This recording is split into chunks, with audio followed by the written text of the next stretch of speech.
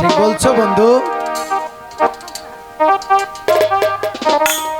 তুমি হাজার ফুলের মাঝে একটি গোলাপ, তুমি হাজার তারার মাঝে একটি যে চাঁদ,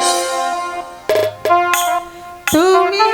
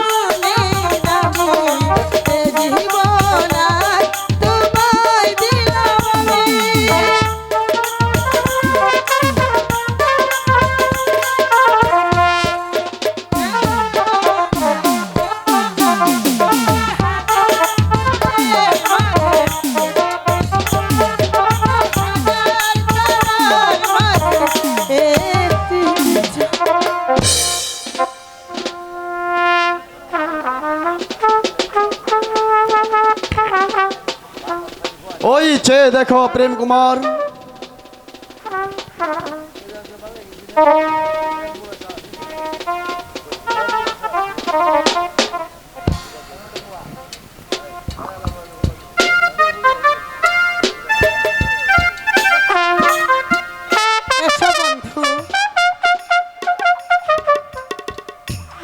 শোনো বন্ধু, আমাদের আর এখানে বেশিক্ষণ বিলম্ব করলে চলবে না। চলো বন্ধু, চলো আমরা এখন যাই।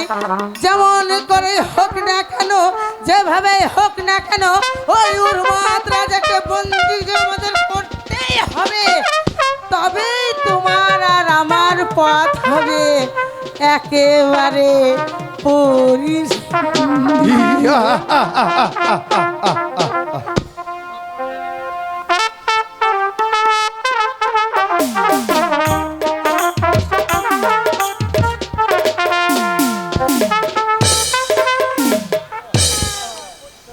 বিচার করুন, রাজার উপযুক্ত বিচার করুন। এই কে আছিস?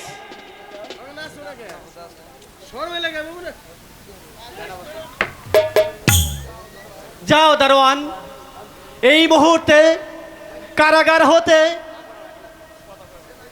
সেনাগার হতে মানসিংহকে পাঠিয়ে দাও।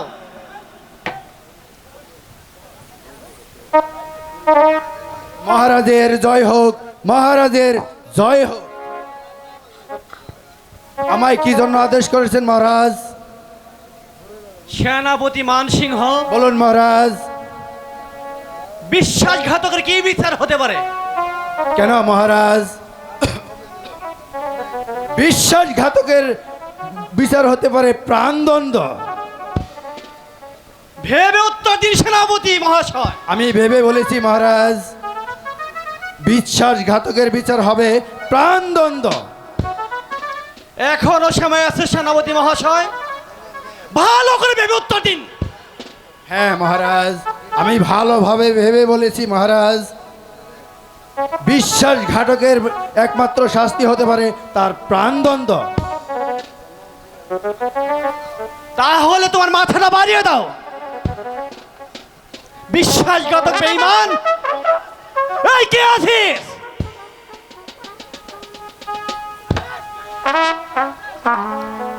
বন্দি করো এই বিশ্ব শয়তানকে।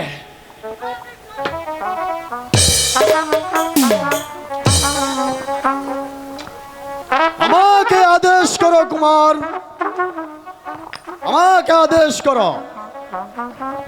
আমি ওই শয়তানের শিরচ্ছেদ করি। তুমি রাজা হলেও আমি তোমার চক্রাঙ্গাতে ভয় করি না। আমার শরীরে এক বিন্দু রক্ত থাকতে আমি কোনোদিন বন্দিত্ব স্বীকার করব না।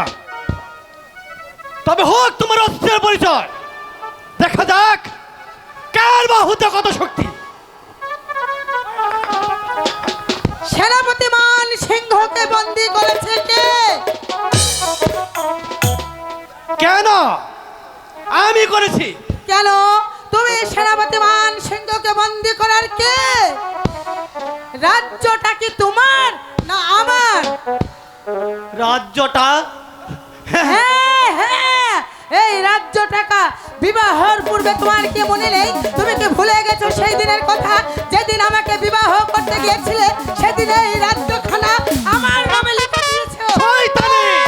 এই রাজ্যের রানী হচ্ছে আমি, আর আমার হুকুমে এই রাজ্যে তামিল হবে।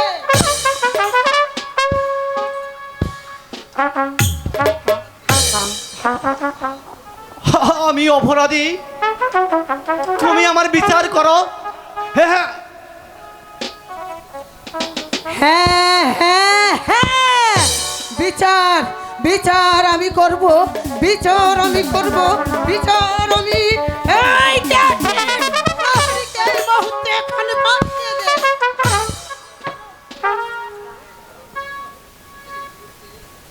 প্রহরী, এখানে এই মুহূর্তে তুমি তুমি বন্দি করে এই উন্মাদ রাজাকে।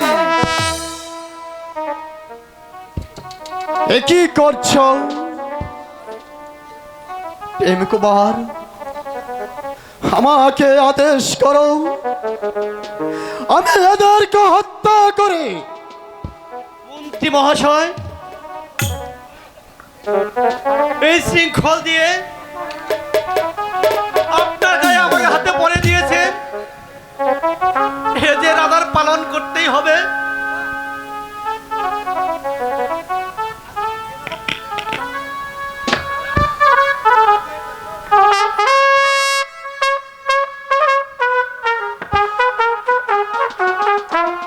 প্রেম কুমার,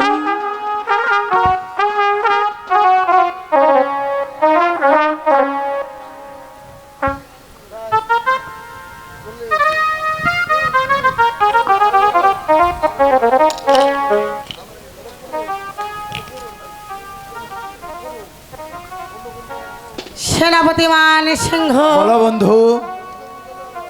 তুমি থাকতে আর আমি থাকতে এই রাজ্যে তোমাকে শৃঙ্খলিত করাবে কার এত বড় সাধ্য আছে?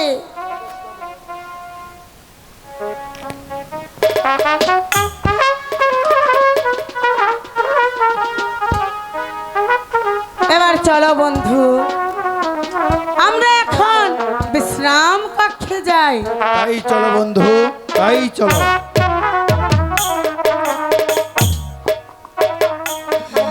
এই ঠাকুর, আমাকে রক্ষা করো ঠাকুর, তুমি আমাকে রক্ষা করো ঠাকুর, তুমি আমাকে রক্ষা করো।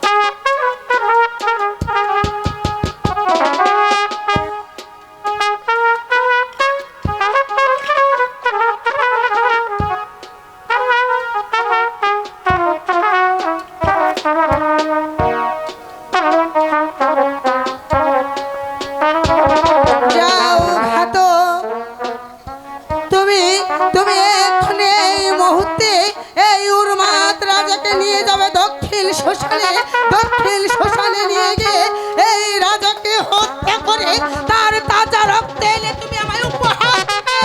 সেই রক্ত দিয়ে আমি আমার বন্ধুর পা ধুয়ে দিয়ে এই সিংহাসনে বসাবো। না ছোট রানী, এমন নিষ্ঠুর কাজ আপনি করবেন না। আমি তোমারই অন্ন খেয়ে প্রতিপালিত হয়েছি। আমি কুমারকে যে ছিরচ্ছেদ করতে পারবো না ছোট রানী। আমায় আপনি মার্জনা করো ছোট রানী।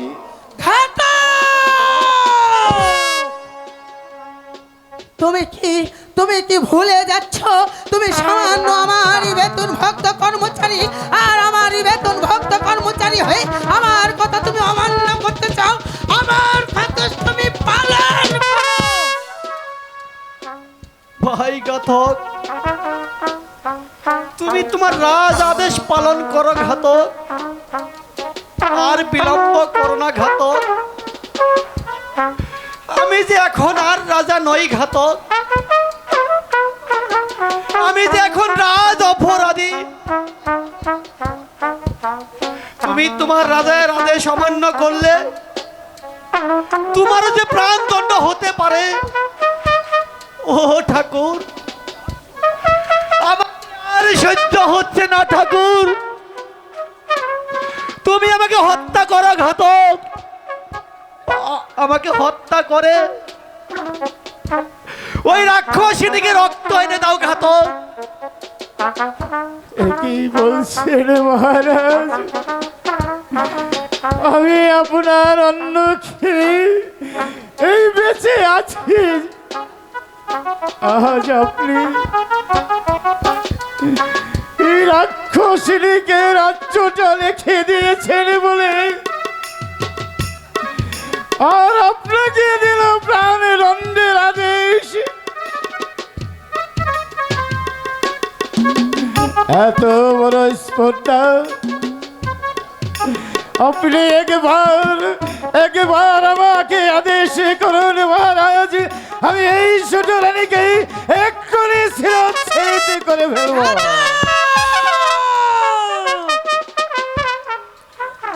আমার সম্মুখে দাঁড়িয়ে তুমি এত বড় কথা কওয়ার সাহস পেলে কোথায়? তুমি কি জানো তোমার আমি কি শাস্তি দিতে পারি? আমি ভালো করে জানি ছোট রানী, আমার হয়তো প্রাণদণ্ড হতে পারে। হে ভগবান, আজ আমি ঘাতক কোলে জন্ম নিয়েছি, তাই তো আমার জীবনে এমন হীন কাজ করতে হয়। হে ভগবান,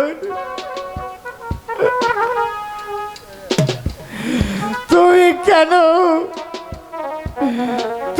কেন এই পৃথিবীতে আমাকে ঘাতক করে জন্ম দিয়েছিলে?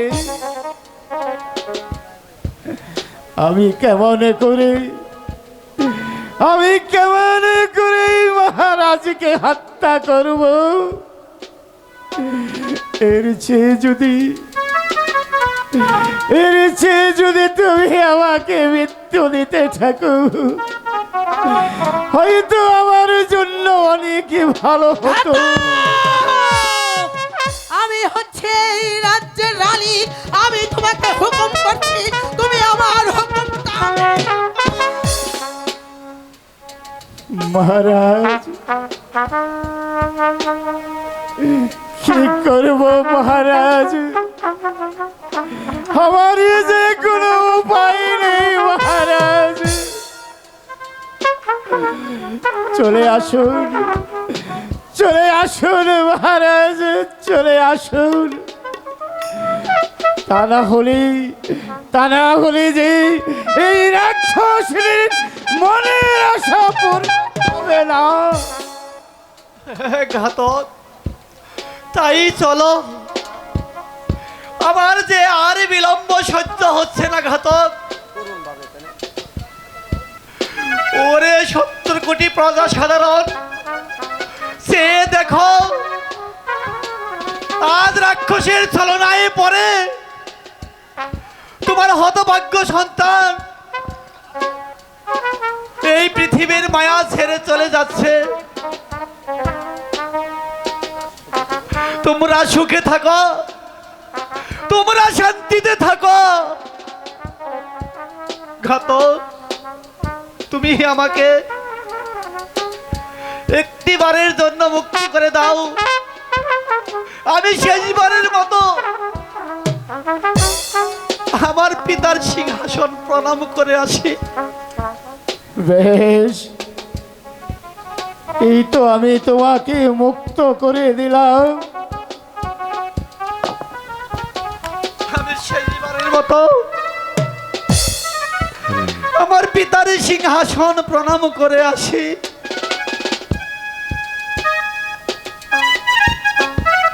পিতা, আমি আপনার রাজ সিংহাসনে মান মর্যাদা রক্ষা করতে পারলাম না, তুমি আমাকে ক্ষমা করে দিও পিতা। ঘাতক, এই ঘাতক! নিয়ে যাও বলছি, নিয়ে যাও এই উন্মত্ত রাজাকে। ওই রাজাকে আমি আর সহ্য করতে পারছি না। বেশ ছোট রানী, আমি তাই করছি।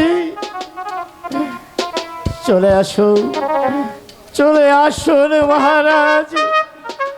তাই চলো ভাই ঘাতক। এই রাক্ষসিনী ছোট রানী ক্ষমা করবে না। চলে এসো, তাই চলো ঘাতক, চলে এসো। তাই চলো।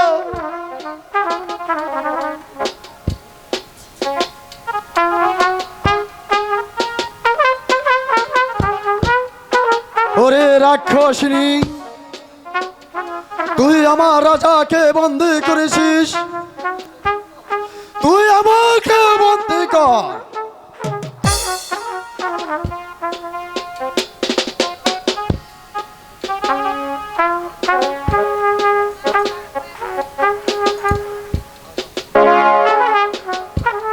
রানী মা,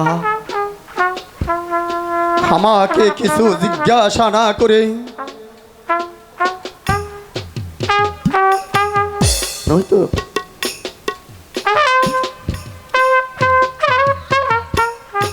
মন্ত্রী মহাশয়, আমার পুত্র প্রেম কুমার কোথায়? রানী মা, আমাকে কিছু জিজ্ঞাসা না করে আপনার ওই গুণধর পুত্র বুধুকে জিজ্ঞাসা করুন। মা মিনা, বলো তো আমার পুত্র প্রেম কুমার কোথায়?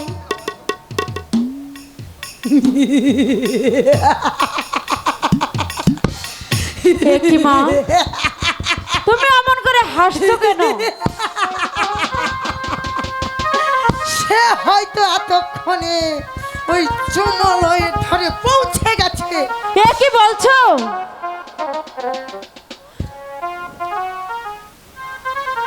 মন্ত্রী মহাশয়, বলুন রানীমা। আমি যে কিছুই বুঝতে পারছি না। বলুন আমার পুত্র প্রেম কুমারের কি হয়েছে? আমাকে আমাকে দেখে কি বুঝতে পারছেন না? ওই রাক্ষসিনী মীনা কুমারী তাহাকে যে হত্যার আদেশ দিয়েছে। এ কি, ওরে রাক্ষসিনী, ওরে ডাইনি, তুই তুই আমার পুত্র প্রেম কুমারকে কি করেছিস? স্তব্ধ হও রানীমা। বন্ধু, বন্ধু, বন্ধু এখানে এসো বন্ধু, এক্ষুনি এই মুহূর্তে তুমি তুমি বন্দি করো এই বৃদ্ধ রানীকে।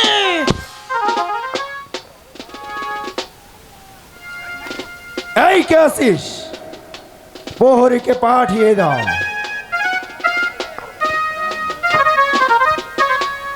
বন্দি করো এই রানীকে আর ওই উজিরকে।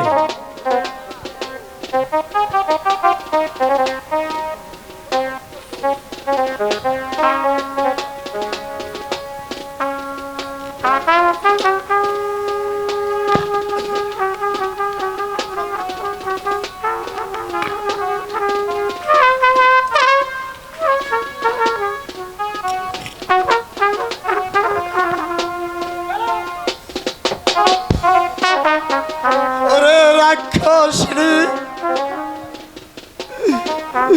আমি সইতে পারি,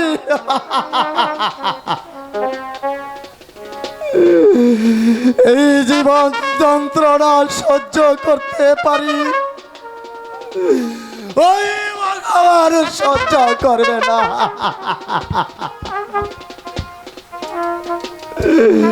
যেদিন যেদিন আমাদের সেই দিন চলে আসবে,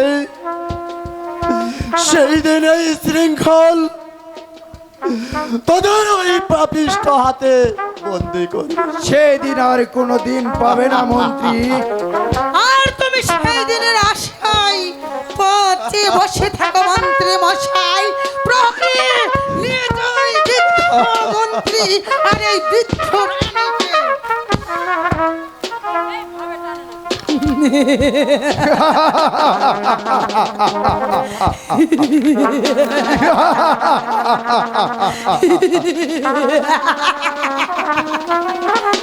এবার এবার একে একে আমাদের পথের কাটা সব আমরা শেষ করে দিয়েছি। শুধুমাত্র এখন আছো তুমি আর আমি। এসো বন্ধু, এখন আমরা অনেক ক্লান্ত, আমাদের বিশ্রামের প্রয়োজন। হ্যাঁ বন্ধু, এসো, চলো আমরা এখন এসো আমার বিশ্রাম কক্ষে চলে সঙ্গে। যাই।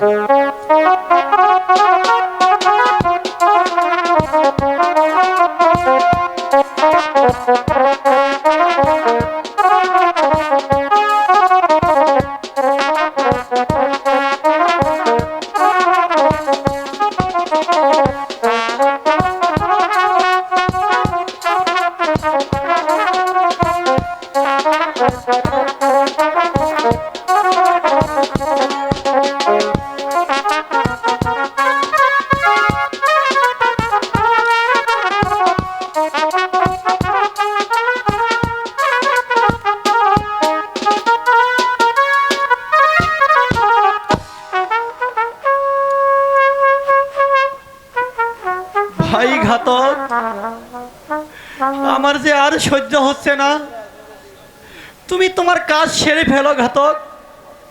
না না না মহারাজ, আমি আপনাকে যে কিছুতেই হত্যা করতে পারবো না। আমি কত নারীর কপালের সিঁদুর মুছে দিয়েছি, হাজারো নারীর মুখ খালি করে দিয়েছি, কিন্তু আমি ঘাতক হতে পারি? আমি এমন নিকৃষ্ট কাজ আমি কিছুতেই করতে পারবো না মহারাজ। আমি আপনাকে মুক্তি করে দিলাম মহারাজ।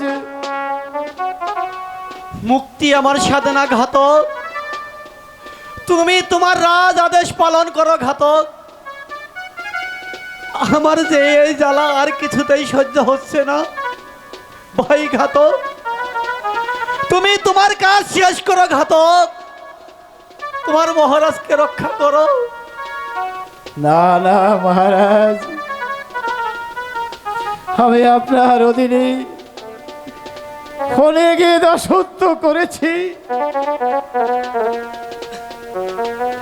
আমি আপনার নুন খেয়ে আমার স্ত্রী পুত্রদেরকে আমি অনেক উপকার করেছি, কিন্তু একটি কথা, এই জানের কথা যে আমি কোনোদিনই বলতে পারবো না মহারাজ। ভাই ঘাতক, আমায় মুক্তি দিলে ওরা যে তোমাকে ছাড়বে না ঘাতক। মহারাজ, আমি একটি উপায় খুঁজে বের করে নেব মহারাজ। আমি ওই বন থেকে একটি শিকার কুকুর ধরে নেই, তাদেরকে হত্যা করে আমি নিয়ে দেব ওই তাজা রক্ত রাক্ষসীর কাছে।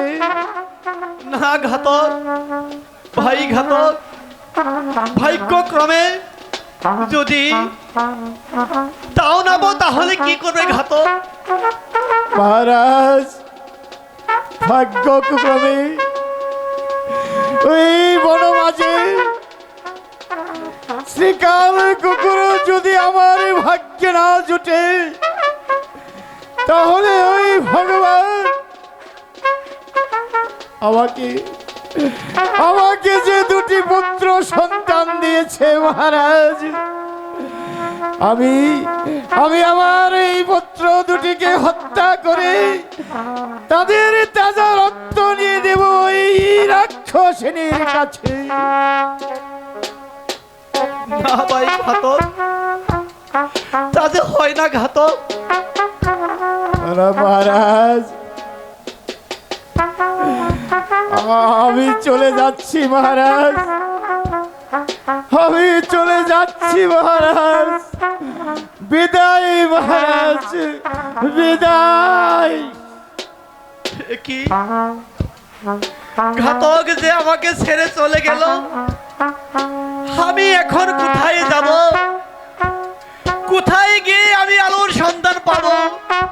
হে ঠাকুর, তুমি আমাকে বলে দাও ঠাকুর, কোন পথে আমার সেই আলোর সন্ধান আমি পাবো ঠাকুর? যেভাবেই হোক আমার যে আলোকে খুঁজে বের করতেই হবে ঠাকুর, আমার যে আলোকে খুঁজে বের করতেই হবে।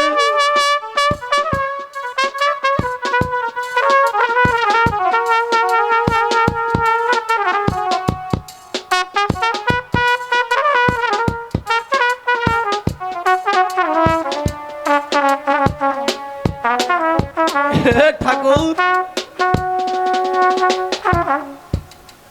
আমি ছিলাম রাজা,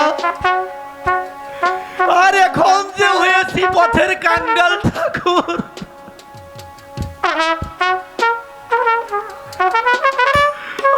ঠাকুর,